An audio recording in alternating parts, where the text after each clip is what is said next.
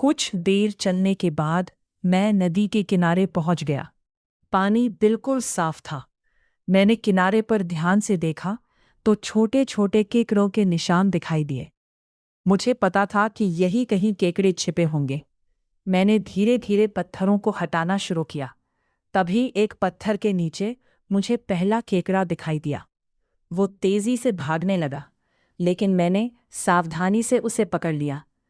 थोड़ी देर की मेहनत के बाद मुझे कई अच्छे केकड़े मिल गए। अब मेरे पास खाने के लिए पर्याप्त सामग्री थी। मैं केकड़ों को लेकर अपने कैंप की तरफ वापस लौट आया। कैंप पहुंचकर सबसे पहले मैंने आग जलाने की तैयारी की। सूखी लकड़ियां और छोटे छोटे टुकड़े इकट्ठे किए।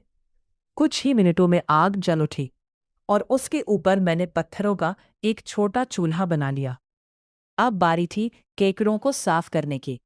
मैंने उन्हें अच्छी तरह धोया और पकाने के लिए तैयार कर लिया। लेकिन मैं सिर्फ केकड़े नहीं खाना चाहता था। मैंने सोचा कि इनके साथ एक स्वादिष्ट चटनी भी बनाई जाए। मैं जंगल में आसपास खाने योग्य हरी पत्तियां और कुछ जंगली जड़ी बूटियां ढूंढने निकला। थोड़ी देर में मुझे कुछ ताज़ी पत्तियां मिल गईं। मैंने उन्हें साफ किया और एक पत्थर पर रखकर दूसरे पत्थर से पीसना शुरू किया। धीरे धीरे एक हरी चटनी तैयार हो गई। उसकी खुशबू बहुत अच्छी आ रही थी। उधर आग भी अच्छी तरह जल रही थी। मैंने केकड़ों को लकड़ी की सींख पर लगाया और आग के ऊपर पकाना शुरू किया। कुछ मिनटों बाद उनका रंग बदलने लगा और वे पूरी तरह पक गए। केकड़ों की खुशबू पूरे जंगल में फैल रही थी।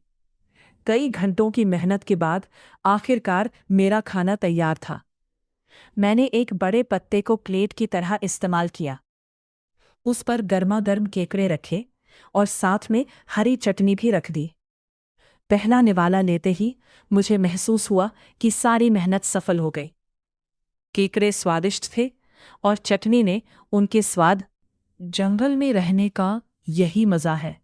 हर भोजन के पीछे मेहनत होती है और वही मेहनत उसे खास बनाती है। सूरज धीरे धीरे ढलने लगा था।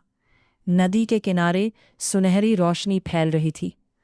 खाना खत्म करने के बाद मैंने आग को सुरक्षित तरीके से बुझाया और अपने आश्रय की ओर वापस चल पड़ा।